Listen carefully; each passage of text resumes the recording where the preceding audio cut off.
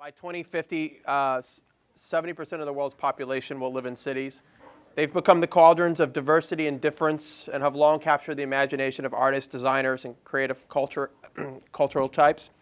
However, as we return back to the city, some places are becoming increasingly unaffordable to the creative class. And frankly, some are becoming only playgrounds for the wealthy minority. As David Byrne just recently wrote in The Guardian about New York City, rampant inequality is squeezing out the artistic genius that made New York such a vibrant cultural capital. We cannot let it happen. If the 1% stifles New York's creative talent, I'm out of here. Please join me in welcoming Richard Florida back to the stage for a conversation with global curator Jerome Sans and artist Kenny Scharf about our cities and how we can keep creatives in our cities. Thanks. Well, thank you. I learned a lot already. And I think we want to move the conversation from music and design to art. So we have two great panelists. I mean, I don't really have, they speak for themselves. I mean, Kenny Scharf is one of the greatest, if not the greatest, graffiti artist and artist of our time. He's done incredible stuff in New York. He's done incredible stuff here. He's done incredible stuff all over the world. He's done incredible stuff for brands. He made a bike that was in the Tour de France, which is cool because I'm a cyclist. And he lives in Los Angeles, but he knows cities. And we've had the opportunity to talk about cities many times before. And then my great friend, Jerome Sans. Jerome is from Paris. He's lived all over the world. He and his partner, Morgan, spend a great deal of time in China. He's built and curated art museums everywhere. And we had the most incredible experience. Jerome and Ron and I met on a very pragmatic project. We were actually asked to help Meridian reinvent their brand. And Jerome really created an amazing thing where he created an art program with local artists, and the key cards became artworks, and they invited you into the soul and the heart of the city. And then Ron and I and Steven and our team built up these really cool lobbies filled with books that we don't know how much about interior design, guys, but we knew that a place should be part of a city, and the idea and what we cared about was books. We felt sometimes that the hotel lobby was too loud with the music and makes your head go, but books and the way to look at the city and the way to experience the city through written works was very important. So we had a magnificent product. Kenny, I'll start with you since you've experienced the raw city and the gentrified city. And I don't care where you start. I don't care if you start with New York when you were younger, LA now as it's booming, Miami, but how do you, because you have a really great ground zero bird's eye view, how do you view this connection between art and if not city neighborhood, if you will? The connection between art and city neighborhood. Yeah, and what you did, like what we used the city as your canvas in part. Well, you mentioned the different cities, New York, that I lived back moved there in the late 70s when it was down and out, and then kind of watched the change there. I lived here in the 90s. I watched the change go on here. I live in LA, where I'm originally from, and I'm experiencing a lot of changes going on. My neighborhood, when I got there in '99, was no white people would dare be there, and now I'm getting kicked out. So I've seen it over and over again. The artists, keep moving into neighborhoods that they can afford, that no one else wants to be. Because of their presence, they change the neighborhood, make it good enough to develop, good enough to put, some cafes and restaurants, and then the artists get kicked out. So it's just like the revolving story. Where do you go next? Yeah, and Jane Jacobs, who I mentioned before, had this incredible, she had so many great one-liners, but the one I always like the best is that new ideas require old buildings. When you think about that new ideas require, whether it's cultural ideas, and we see this in New York with the high-tech companies coming right to the same areas of Chelsea and Soho and Tribeca. We see that, it's not the Silicon Valley anymore. The $2 billion venture capital neighborhoods in the world are in urban San Francisco. You see it in Wynwood, right here. You see the tech companies coming with art galleries. So, but the one thing about cities, I just want you to, they're big. Somebody was saying this. In New York, if it doesn't happen in Manhattan, they go to Brooklyn, and they go to Queens, or maybe hopefully New Jersey, where I grew up. Miami, the same thing, from South Beach, LA. How do you see that kind of not only migration between cities, but over your time, especially your work, your practice, moving within cities? How do I see what about it? Do you see like the neighborhoods changing? Has your practice moved to different neighborhoods, or do you just essentially switch a city? Well, I think I'm staying in LA. I'm not switching cities. So at the moment, I'm looking for another place to work, and it's not easy. I don't know where else to go, honestly. So it's a predicament that I'm in at the moment. Before we get to Jerome. I live in Culver City. Oh, it's okay. I think a real constant of this, from Nellie's points about Toronto to your guys' points about design, is that creativity requires these spaces. And these spaces keep getting priced out as very smart real estate developers see them as the places. I mean, you think about Chelsea, you know, first it was a gay community, and then it was an art gallery community, and then there was a High Line, and people said, holy shit, I can make a boatload of money by building high-end condominiums that sell for $4,000 and $5,000 a foot. But I think this idea, and you mentioned the grants too for the artists and musicians, this idea that if we want vibrant cities, we have to invest in it. It just doesn't happen. Jerome, you know this stuff. I mean, you've worked all over the world. We've talked about it. And like I said to Kenny, I don't really care which city you start with, whether it's Paris or Beijing or Miami, but yeah, or cities we worked on with the Meridian, where, you know, how do you see that intersection between, and maybe not just the art community and the city or artists in the city. You've also worked on this nexus of museums, of large-scale cultural investments, like you and Morgan, cultural institutions, building them. How do you see this kind of mix playing out? Well, let's maybe continue what he said and what you keep saying yourself. It's creativity is what makes a city. And the city exists always the same story. It's a permanent historical fact that you just mentioned. First, there is a neighborhood, artists go, they are nomadic. We are gypsies. We are creative people, musicians, architects, designers, artists, all creative people are inventing always neighborhood, cities. Then it's taken by real estate. Then they move to another place. It has been like this since centuries. It's not a new fact, it's permanency. It is how all the art history, if you look at the art history, it was a permanent migration of population and creative people from one city, one country to another one. So it's an historical fact, it's a permanent fact. So we are inventing cities. It's not real estate people, they're always thinking they are making it, they are just signing checks on the back of creative people. Then they go somewhere else, then people follow them. But cities are like bodies, like our body. It's moving all the time. It's never stable. This is why your life, like my life, like all of your work as well, on tour all the time, we are always on the move. You cannot stay stable anymore. We are always between different cities. We cannot be, you live between Miami and Toronto. You seem to be the same. You traveling all the time. We are commuters. It's impossible to live anywhere anymore, like in the ancient time, like your parents, my parents. It's over. It's impossible. If you are in the creative industry, you have to be on the road all the time. There is no fixed time, no fixed places. It's over, this romantic idea of one living place. Creatives are nomads, and I think that's the advantage of a global gateway city like this one. But I want to ask you, it's not a hard question for you, but it might be a hard question for Miami. You've worked at some of the greatest museums in the world. You worked here. We experienced your fantastic exhibit last year at the Baths of Peter Marino. Miami has struggled with this thing, big time, Jerome. We have a lot of wealthy collectors, many of whom are my great friends, who decide we want a museum for our own. and we can make it available, and we have a proliferation. We have several museums that are trying to become museums, become bigger museums. What can Miami do, in your view, humble view, to fix this issue? Or can it not be? Is it too crazy here that it can't be fixed? The problem is most of the museums I see nowadays are still functioning like in the old time. Yeah. It's like in the music industry, you would think you would have a record label making everything for you. Today, it's over. Time has changed. Completely different way of working. Artists are no more just counting on the gallery system, even though it's still very important. We are living in a completely different time.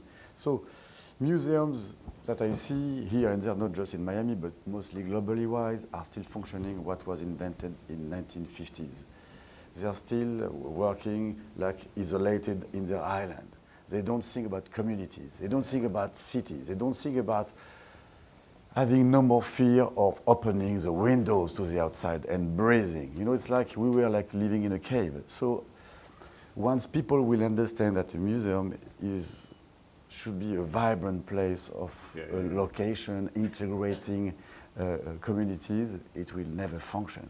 If it's just a destination for outsiders, it doesn't make sense. I have found that sometimes I see in museums, they don't want the general public involved. Yeah. Because those aren't the people. It's some. Yes. I've witnessed it, and it seems sometimes that certain museums, I'm not going to name names, but they want. But you can say anyhow, we are just between us. Oh. And nobody's videotaping. Okay, well, That's not a video camera. No, exactly. I'll explain how I saw something. So MoCA in LA had Voilà. a street art show. Yeah. It was the biggest, Yes. highly attended show in their history. Jeffrey Deitch came in as director. Before he got there, MoCA was a ghost town. There was no one in there. Right. He puts on this show. There was lines around the block every day for months. It was bringing so many people in that I would never think of going to a museum. Well, they kicked him out. The museum is back to where it was. It's a ghost town again. And it's almost come to the conclusion, they don't want the people from the community coming to the museum. You're right. They want their gala dinners. That's really what they care about. And that's because we were talking about how creativity comes from the streets, and everyone can resonate, not just the person with money who knows. You know, I mean, it's like wine and art. Like, talk about a working class kid from freaking Newark, New Jersey. Try to figure those two things out. It's a lot harder than figuring out urban planning, like what wine or what art is supposed to be good. Holy shit! Why does that have to be a barrier? People like what they like. I saw it at the McQueen show when we went. Like, holy shit! I'd never seen the Met like that. But I think there's a really interesting thing that you guys are triggering in my head that my students talk about. So my students study technology, high technology. They want to be entrepreneurs. They want an incubator. They want a place to go. Why can't the freaking museum, sorry, excuse my French, be also a place Said that free. provides space for you? You said you're looking for space. Why couldn't a museum not just be where we put dead people's shit, art? I mean, that's all cool. Why couldn't it be, you said this community thing, why couldn't it be like in tech we have an incubator? Why, and that's sort of what John and we're trying to build here. That's what this is trying to be. Why couldn't a museum? I mean, it just struck me. Could it? Absolutely, it's possible. It's what we did in Paris in a small place called Palais de Tokyo. It's what I did in Beijing, leaving people to work, accepting musicians to record place things inside, accepting architects to make their own firm within the place, accepting artists to stay with us, because we wonder, what does it mean to be a cultural place where there is zero artist after the opening living inside? What does it mean? How can you pretend it's cultural when there is no cultural actors, but just technocrats? So we were against that, and we invited all creative people to enter the place, creative industries, young people, people who have money, no money, whatever. Place where you could exchange dialogue, sometimes dispute, which is very good too, but a place where you can share, invent, be inspired by other people, get some energy from others. And most of those places just accept themselves. They are afraid of the others. They're sometimes afraid of being popular. Popular is something that they want, but they are afraid with. It's something like very paradoxal in this world. And you think about it, the museums occupy like the central spaces where Nellie said she would go. Like, museums are not, well, there are a few that are out in the country, but they're generally in the heart of a city. So to make them a place that's not only for viewing, but for, do you have any examples, or Kenny, do you have any ideas on how a museum, like whether it's, maybe not MoCA now, could create an incubation space or a working space for other artists? Well, back in the 70s, 80s, PS1 Exactly, in New was York, the place. I had a studio there. That was fantastic. You had exhibition, you had artist studios. It was kind of like a little community. Now it's part of MoMA, and there are no more studios there. And what has it, what has it become, just? Exhibition space. Okay. Now, and I was thinking the other thing, since we're in a university, like it also extends to us too, right? And this space is a good example of an incubator, but in fact, universities occupy a lot of central space. that could be used. And sometimes, we think but to be used to fuse kind of practical people, artistic people. I think there's an interesting model that you guys are onto here.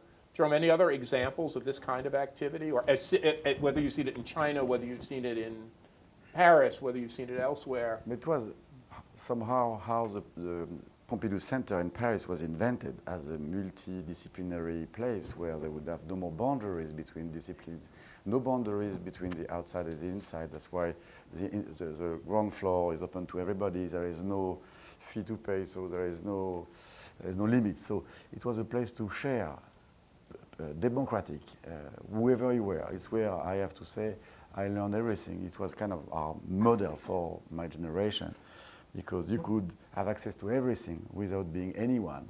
So it was absolutely unique. And there were places in London. Riverside Studios was another place where I get to meet Jean Genet. I could meet, at the time I was 23, I could meet immediately Richard Long, Gilbert and George, with no problem. At the cafeteria, they were all there discussing, inventing a new project together. So it was much more the kind of open places where artists were inventing project. But it was another time where economy was very different. It's completely different today, so it's difficult to compare yesterday with today. Nellie said that she likes growing cities, and I resonated with that. It's why I really like Miami. It's why we love Detroit, because it's growing again. It's why we like Toronto.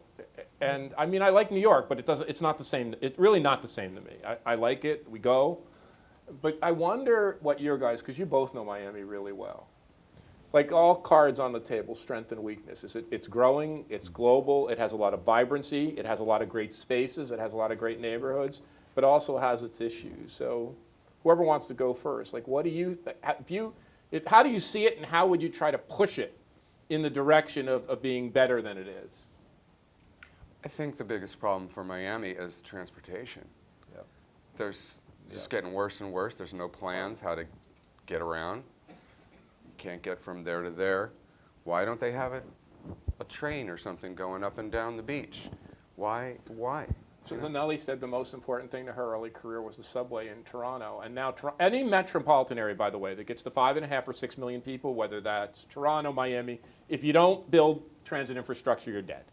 You will just die. You will become so congested that nobody can. I mean, you see it here. People are throwing up their hands now. Yeah. They're like, last night, screw it, I can't take it, I'm not coming back. Forget it. Why should I try to go over there on the other side of the I mean, bay? the same thing in Toronto. It's the same thing in San Francisco. It's the same thing in Washington. Everyone, and the great metros that we know, New York and London, they built transit systems that move people around. Now, you might not think they're the most beautiful things, but they made those investments. Anything else other than transit, though? Is it space? Is it art community? Is there something else other than, but transit is super number one. Anything else? For me, when I lived here and I was watching, why is there no investment in that?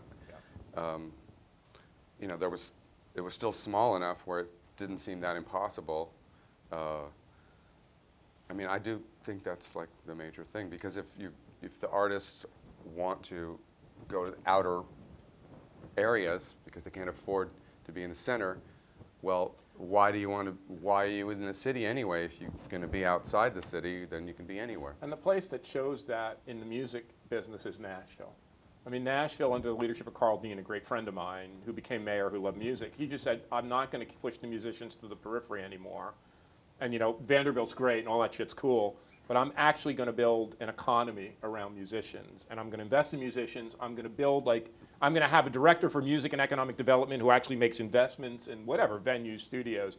So they kind of push them into the economic mix. What do you, Jerome, you know Miami really well. Yes, I know. I just come from Nashville, and I have to say this is a very good example. Since once you arrive at the airport celebrates the uniqueness of the city by the airport. All the art history of country music and other music is by the airport. If you arrive at Miami airport, what do you get? Because an airport is the entry of the city. It's the first thing you have. For me, the first thing is the airport. You nailed it. You nailed it. More than the transition point, because we have car, we can make whatever. We can move, we can walk. This morning I was walking all over because I had no cab.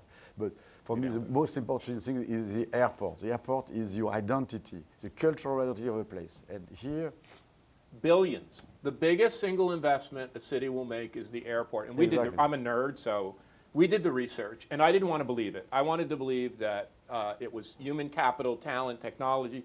We looked at the effect of an airport on a city's development. It was as important as any other factor. And you have this huge asset, but what if you could get a group of creative people, like Nashville did it, Austin did it, but to imagine an airport as a part of museum, a part of an incubator, not a freaking mall. Everyone wants to make a, you go to the airport and it's the same, nothing wrong with the brands, they're all lovely, but it's the same 16 shores where rich people are supposed to go and buy duty free. To reimagine that, I think you're right. That grabs your soul. And then the experience from the airport to the city, then this should be the entrance of a real city. And most mayors forget that. They don't treat that. And this is the identity of a place, more than anything you can put in the city. The entrance makes everything, because it's the first experience you have. If it's traumatic, like when you enter into Paris, I take my own small city, I'm sorry about that, but it's a garbage can from the airport to the city. It's horrible. It's a nightmare. So it's a shame for supposedly beautiful city, romantic city, it's only garbage from the airport to the city. And what we do when we look at Yabel Pushberg's work, and we look at the W, and we look at the Edition, we looked at the hotel lobbies. We worked on the hotel lobbies. We thought about the intersection of art and music and the right kind, because there is a kind of music that's too loud, and there's a kind, and we thought about coffee. I mean, we thought about all this stuff. Nobody thinks about that at an airport. Like an airport as a lobby, as a hotel lobby. I don't know what the words are, as a design feature. They should be invited to work on this as well. No, and the whole musical. No, the whole thing, the whole experience should be a real something and new. The food, art, and the food, music, and the music, everything, the whole everything, thing. everything. So. So not Cinnabon. No. And Cinnabon is like the worst thing for you because it makes you fat and it makes you unhealthy. Exactly. And it makes you go to sleep. Yes, and the smell in an airport is something unbearable in America. I have to say, sorry from France, it smells. But the strange smell of the food, Edition, horrible. but the smell of the Edition Horrible. is spectacular. The hotel, right? When I go to the hotel, I didn't know you. I don't know if you design smell, but I go in there and the hotel smells beautiful and the airport smells disgusting. Exactly. So I never understand these differences. And people don't get it. And there It's is a key. precedent. I'm not a big, I do like football, and I'm not saying this is the perfect model, but when they built that stadium out in the Arlington, Texas, he decided, I'm not saying it's the same art I would want, but he was going to put art in that, And I remember, I just tell you one guy's story. When I lived in Pittsburgh, and I was on the board of the Andy Warhol Museum, and I haven't thought about this in 20 years, but we said when Pittsburgh was building a new airport, we should put some of Andy's art, because we had it. And I remember the airport, I feel bad, please don't record me saying this, said, yeah, we'll take some of those designs and make them in wallpaper, but only if we can change the colors. Oh my God. Only if we can change the color. Only. I have one last thing to say because we're running out of time, and it's about Miami. Nelly, I didn't know you recorded an album here. I kind of knew you did some stuff here, but I didn't know the extent of stuff you did here. Kenny, I didn't know you lived here. I did. I was on the plane, and I had a 5-hour flight. I had a flight from Toronto to Kamloops. I don't know if anyone's ever been to Kamloops, but I watched the Amy Winehouse documentary. I had no idea that she wrote Back to Black in Toronto. Not in Toronto, in Miami, on one of the islands. We don't know any of this shit. And I think this is an important point. We don't know. It is not like in Nashville, you know every single person. Absolutely. And I think the point that I want to make, and you guys can add if you want in my closing, is as much as we celebrate all the other things, great real estate development, great cruise lines, great sports teams, we better get with celebrating this creativity thing. And not only Jimi Hendrix's greatest performance was in Miami. The Beatles' first thing was, I can go on and on, where they met Muhammad Ali was in Miami. We don't celebrate that. And Jackie Gleason. Jackie Gleason with what was the thing in the intro? June Taylor Dancers. Yeah, the June Taylor Dancer, and they came in on the boat, the water skiers? Yeah, and people forget all this stuff. Absolutely. And this idea of building, you guys said it about the narrative for your designs, but building a narrative of a place, that doesn't just happen by magic. That narrative has to be something that comes from celebrating the real city builders, who are the artistically and creative people. So I just wanted to say thank you to both of us, and both of you and all the panelists, and I think Dean Brian Schreiner wants to come and add a few closing remarks, if that's okay. Thank you. Thank you.